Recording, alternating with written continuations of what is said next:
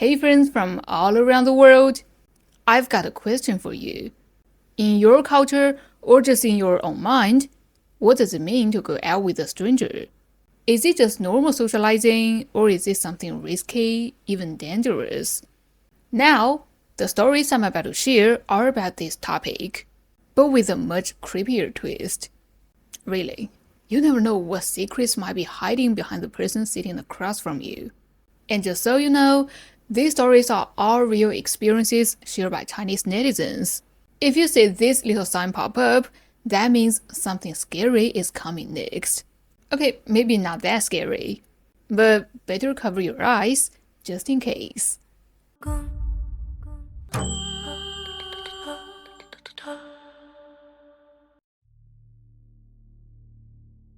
This story happened to OP's cousin back in 2019.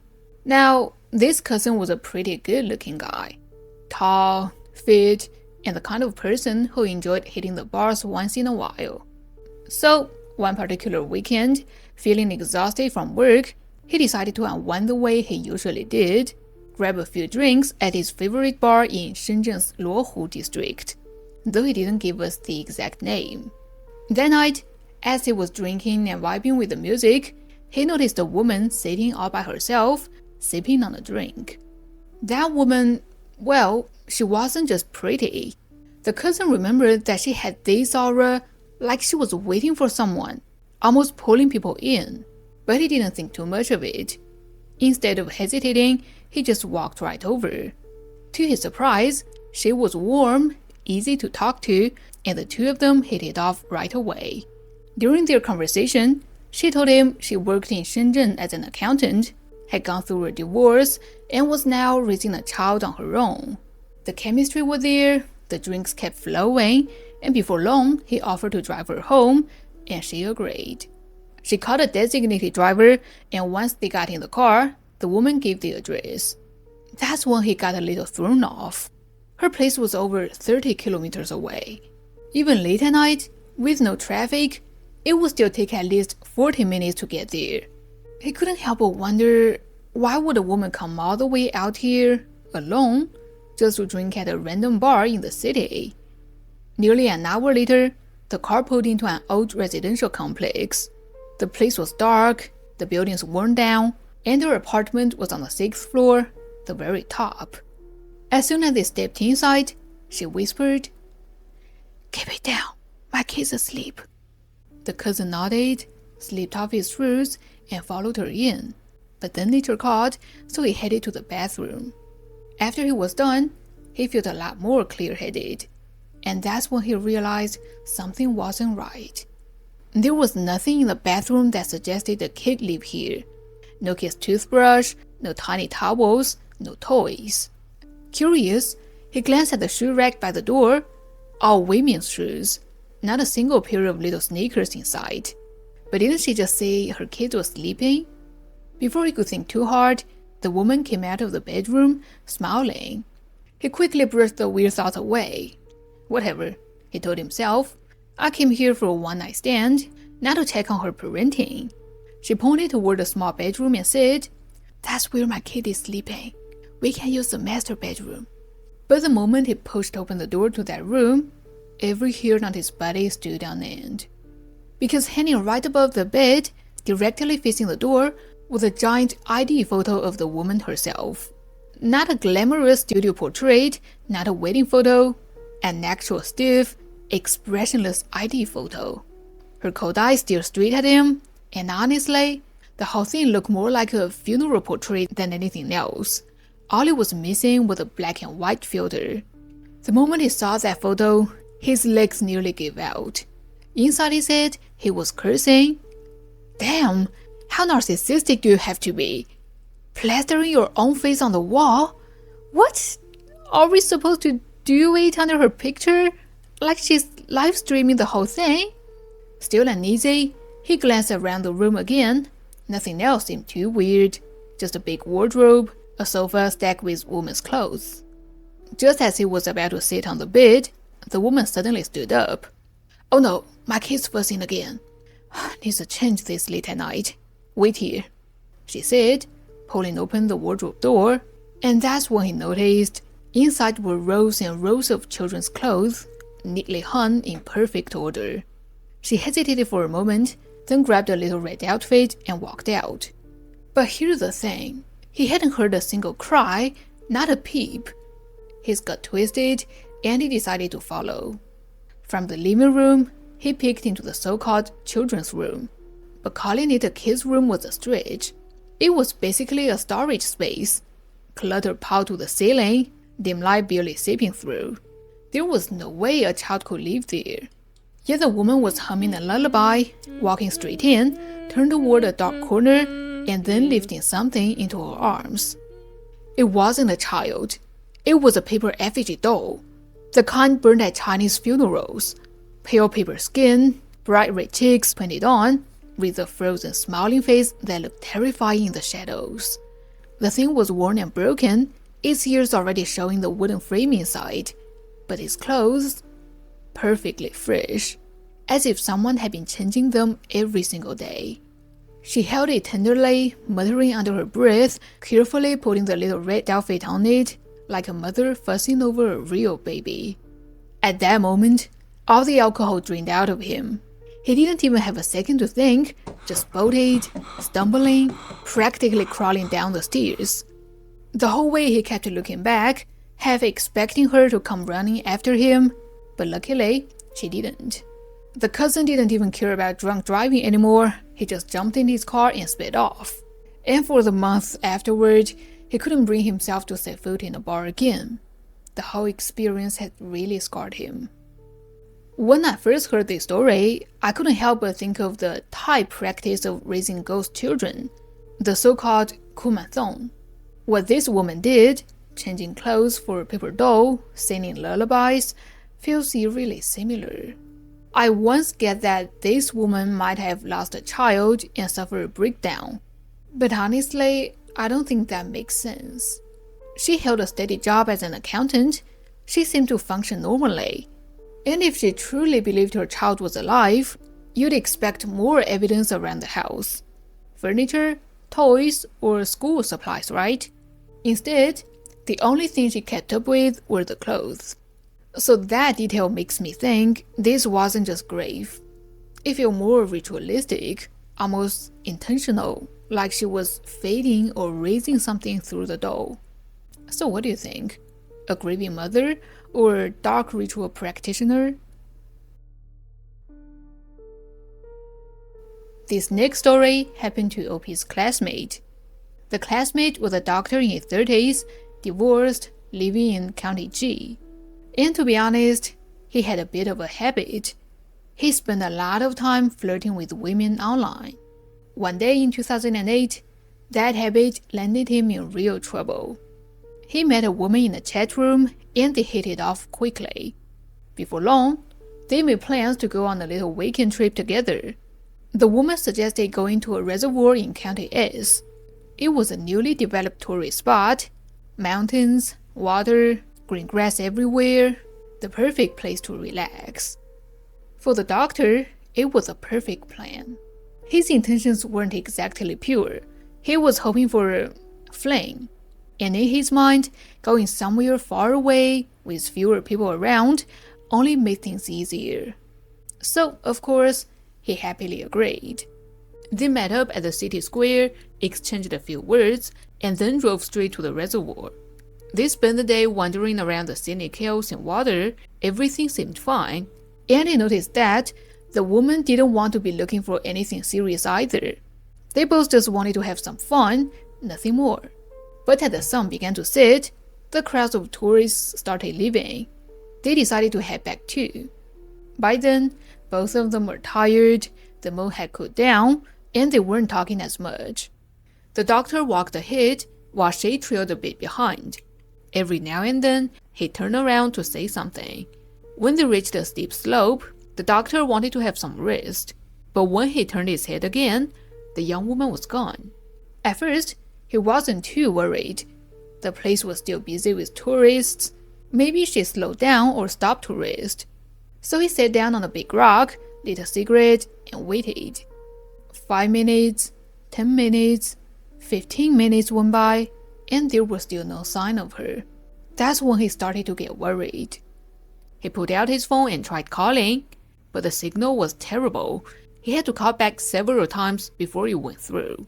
Hey, what's up? Why are you lagging behind? I'm at such and such path. Come quick. That caught him off guard. Her tone made it sound like she was in some trouble. He asked around, and a few other tourists pointed him in the opposite direction from where he was. His stomach dropped. She must have taken the wrong path. But the doctor didn't think twice. He just ran. Before long, he reached a fork in the road and turned down a narrow trail. The path was wild and overgrown, the grass almost knee-high, leading into woods that seemed to stretch on forever.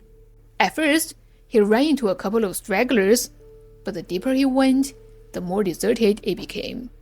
Soon, he was alone. By now, dusk was falling fast. His nerves tightened. He tried calling her again. No signal. Over and over he tried, until finally, after 7 or 8 attempts, the line went through. Hello? I'm on the mountain path now. Where are you? Come quickly. I'm lost. It's dark here and I'm scared. Okay, don't panic. I'm already on my way. Just tell me where exactly you are. I just turned down a small dirt path at the fork. Narrow, overgrown, full of weeds. Is that the way you went? Yes, that's the right direction. I'm just ahead. Please don't hang up, okay? I don't want to be alone. Alright. Stay put. I'm coming. Truth be told, the doctor himself was starting to get scared. But having her voice in his ear, at least it made him feel a little less alone. The road was getting worse and worse, and every step felt like a struggle. At every fork, the doctor would stop and ask the woman which way to go, but she kept saying she couldn't quite remember. Very quickly, the sun was almost gone, the sky fading into a cold, bluish gray. And at this point, he wasn't just uneasy, he was terrified. The woman herself no longer seemed sure of the path, and the call kept breaking up. He'd already taken the wrong turn several times, wasting precious daylight. To make things worse, his phone battery was running dangerously low. That phone was his only lifeline. Without it, he'd be completely cut off.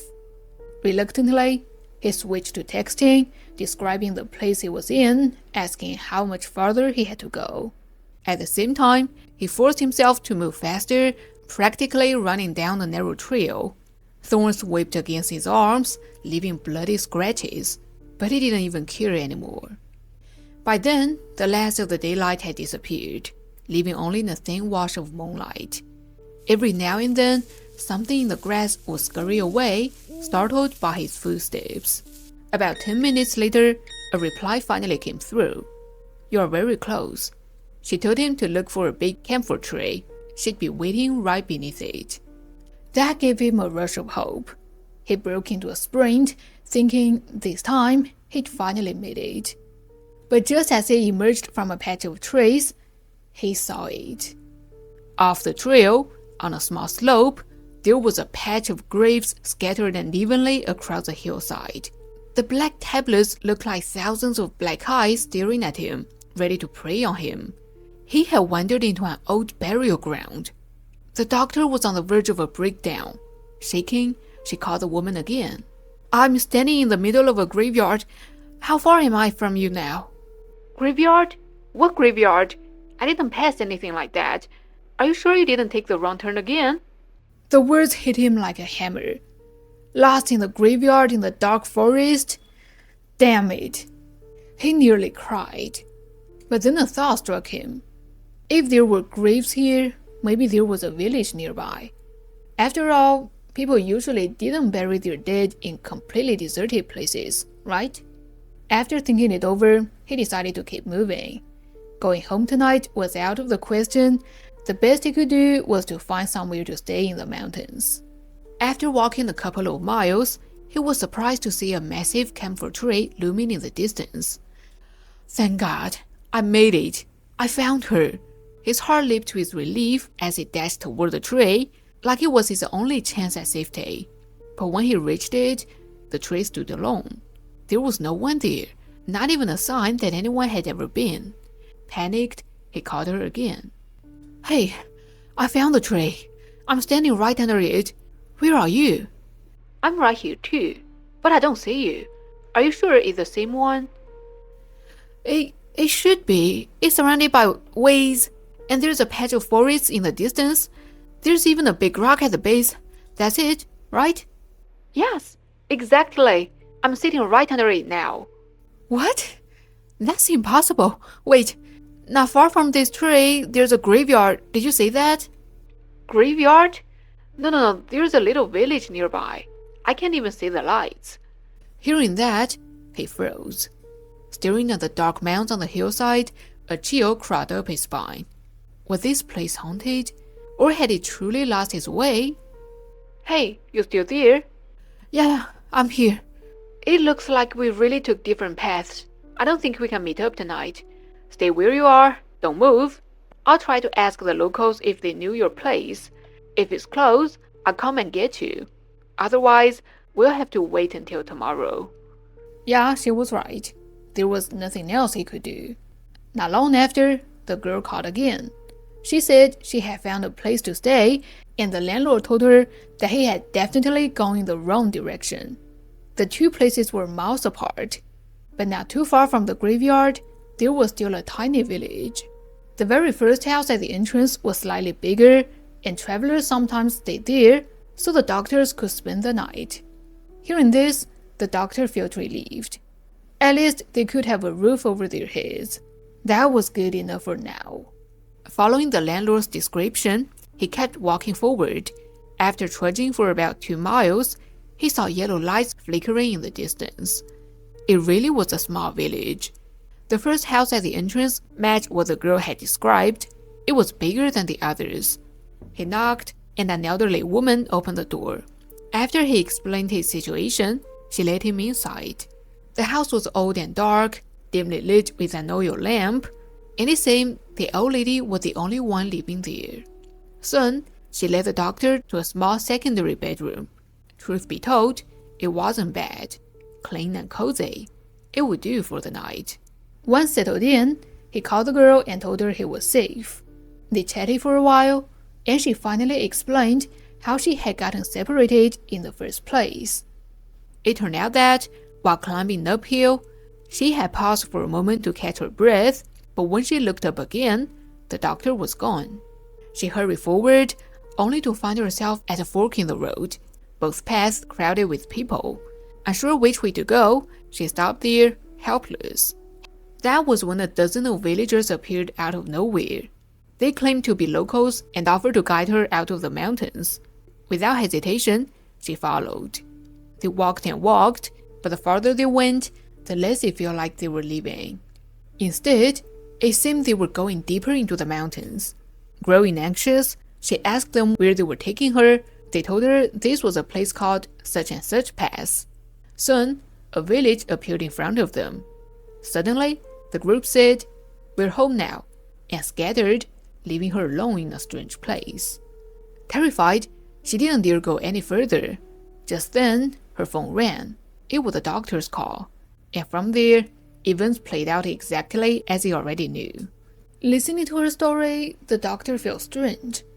Could the villagers really be that cruel? Leading a young woman deeper into the mountains just to abandon her? But why would they do that? Then he remembered the graves he had seen. 10, maybe a dozen mounds. His heart skipped a beat. Could it be those people she followed were actually the dead? Thinking about it, he brought up some details about that big camphor tree again. After comparing notes, he realized it was indeed the same tree, except the two of them had seen two completely different things. That's when he was sure. The girl had run into something supernatural. But if that was true, where exactly was she now? She said she had already moved in. Could it be that she was literally sleeping on top of a mass grave? But then another thought struck him. The place he was staying in had been introduced by the same landlady. If the girl's landlord wasn't human, then what about his own? Endless questions raced through his mind. In the end, he clenched his teeth and told himself, forget it. Whatever happens, happens. At least I've got a roof over my head, better than going out there and feeding the wolves. With that thought, exhaustion finally hit him. He put down his phone and drifted off to sleep. But his mind never truly relaxed. In a haze, he heard footsteps outside the door, then came the crushing sensation of being watched. Slowly, he opened his eyes, and what he saw was the most terrifying sight of his entire life. 5 people were standing right by his bed, staring down at him. Their faces were deathly pale, their expressions blank, and each of them was wearing mourning clothes, hemp ropes with tall, pointy white heads. Without warning, they began humming, moving in this eerie, slow-motion dance. And the tune they hummed? A funeral dirge. The whole scene was like a funeral ritual, except the deceased they were honoring was a doctor lying in bed. Every hair on his body stood on end. He wanted to leap out of bed and run, but when his eyes darted toward the door, something even worse happened. The thin line of light under the door suddenly vanished, blocked out entirely, and there, in the faint glow, he saw a pair of small-clothed shoes. Someone was standing just outside. It was a landlady. She was watching everything unfold inside. That's when the doctor realized he was trapped. There was no way out. So he squeezed his eyes shut, clutching the blanket tight, and thought, as long as they don't touch me, I just play dead. I'll ignore everything, pretend I'm asleep. Time dragged on forever. The ghostly figures kept standing and swaying. Finally, unable to bear it, he cracked his eyes open again and froze. The girl was there. She stood at his bedside, her face caked in funeral makeup, looking like a corpse from a mortuary. She moved stiffly, like a zombie, singing and dancing along with the others. Soon, the group turned and began circling her instead, continuing their ritual. So what was all that about? Were they really trying to sacrifice him in some ritual? At that moment, the doctor's heart pounded up into his throat. He wanted to run, scream, do anything, but he held it all in, terrified that the smallest move would bring an even worse fate. He had no idea how long it lasted. Eventually, the voices stopped. Just like that, the group was gone. The room went dead silent again, and the faint light coming through the crack of the door returned to normal. Only the long, endless night remained. The doctor grabbed his phone, using the very last bit of battery, and texted his friends, I just saw a ghost. If I die, call the police. S County Reservoir. Then he messaged the woman, how are we meeting tomorrow morning? Not long after, a reply popped up. It was from her. You should go alone. I'm not leaving. I kinda like it here. His heart sank. Thinking back to what had just happened, could it be... was she already dead? Anyway, it didn't matter anymore. If he could just make it to morning, he had to leave this place fast. Luckily, nothing else happened that night. As dawn crept in, he yanked the door open and bolted straight toward the way he came. He ran like hell. Eventually, the familiar sight of the scenic area came into view. A few tourists started showing up, and that really put him at ease. No more delays, he sprinted to the parking lot, jumped into his car, and floored the gas pedal all the way home. That night, he collapsed into bed with a fever, whether from exhaustion or fear, he couldn't tell. The next day, the doctor logged back into the chat app and tried to contact the woman, but her account was gone, deleted, and all of her posts and messages had vanished. He thought about going to the police, but how could he possibly explain what happened? After wrestling with it, he gave up. Later, when he shared the story with friends, one of them said that long before the reservoir was built, a woman had drowned in the lake there. Whether that had anything to do with it, nobody could say for sure. But aside from that, there was no other explanation. Okay, I won't retell the story here since he already had a solid explanation. What really stuck with me, though, is whether the doctor even sought help from a spiritual medium. I mean, those 4 ghosts seem to be performing some kind of ritual on him. Maybe they took away part of his soul or something. Whatever it was, it definitely wasn't good. Okay, that's all for this episode. I actually had 2 more creepy stories about dating strangers. No paranormal stuff this time, but all about the darker side of human nature. Don't worry, I'll share them in the future. So stay tuned. Bye bye.